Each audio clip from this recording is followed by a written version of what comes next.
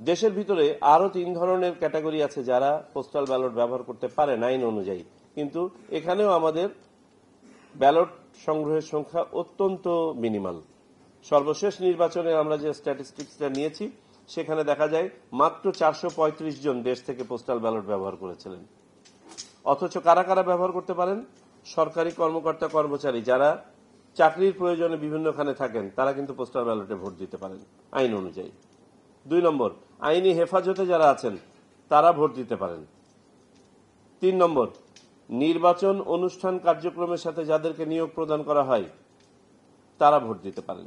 এই একটা বড় ভোটার সংখ্যা সাধারণত ভোটের বাইরে রয়ে যায়, দিতে পারে না।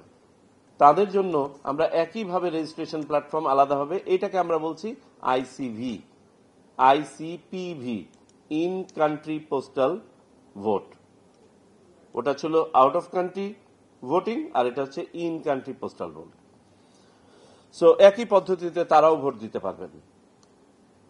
আমি আশা করব এবারে আপনারা এবং আপনাদের সাথে যারা সহকর্মী আছেন, আপনাদের অধীনে কাজ করছেন তারা বা আপনাদের পাশে কাজ করছেন, তারা সবাই এই প্রক্রিয়ায় অংশগ্রহণ করবেন।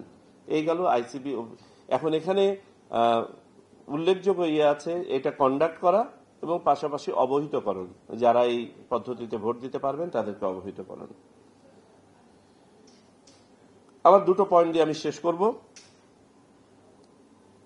আমরা এই নির্বাচনকে সামনে রেখে আশা করব আমাদের নির্বাহী ম্যাজিস্ট্রেটরা অত্যন্ত গুরুত্বপূর্ণ এবং মুখ্য ভূমিকা পালন করবেন। অতীত অভিজ্ঞতায় দেখা গেছে প্রথম অবস্থায় আপনার ডেভেলপমেন্টটা একটু থিন থাকে, 700-800 জন ম্যাজিস্ট্রেট মাঠে কাজ করেন। নির্বাচন যখন কাছে চলে আসে তখন এই সংখ্যাটা গিয়ে প্রায় 3000-এর উপরে যায়। কিন্তু কার্যকরীভাবে মাঠ পর্যায়ে দেখা যায় অনেকে সময়টা দেন না।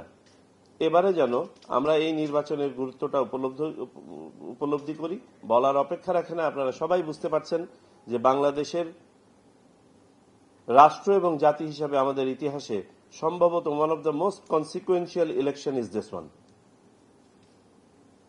সো আমরা এই গুরুত্বটা অনুধাবন করব। আমাদের সকল কাজ থাকলেও এটাকে প্রায়োরিটি কাজ হিসাবে নিয়ে আমরা যেন আমাদের দায়িত্বটা পালন করি মাঠ পর্যায়ে।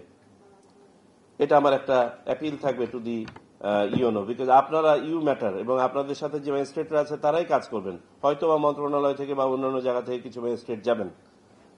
এর বাইরেও আমাদের অনেক কমিটি আছে, আমাদের জুডিশিয়াল কমিটি আছে, আমাদের আপনারাই আবার আমাদের সার্ভেলেন্স এবং মনিটরিং কমিটিরও অংশ হবেন, ইত্যাদি ইত্যাদি।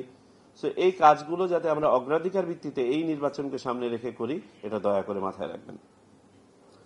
আপনারা কিন্তু একটা one of the key players to ensure that the environment remains conducive, এবং নির্বাচন মাঠে যারা আছেন তারা যেন তাদের আচরণবিধি মেনে চলেন এবং থ্রেশহোল্ডের উপরে না যান।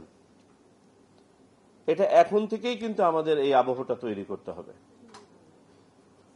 তফসিল ঘোষণার পরে গিয়ে নির্বাচন কমিশন হয়তোবা এটা সার্বিক দায় দায়িত্ব নির্বাচন কমিশনের উপর বর্তাবে, আপনারা সবাই নির্বাচন কমিশনের অধীনে চলে আসবেন, কিন্তু we don't wait for that. আমাদের এনভায়রনমেন্ট ক্রিয়েশনের কাজটা কিন্তু এখন থেকেই করতে হবে, যে না প্রশাসন কঠোরভাবে নিরপেক্ষভাবে কাজ করে যাবে।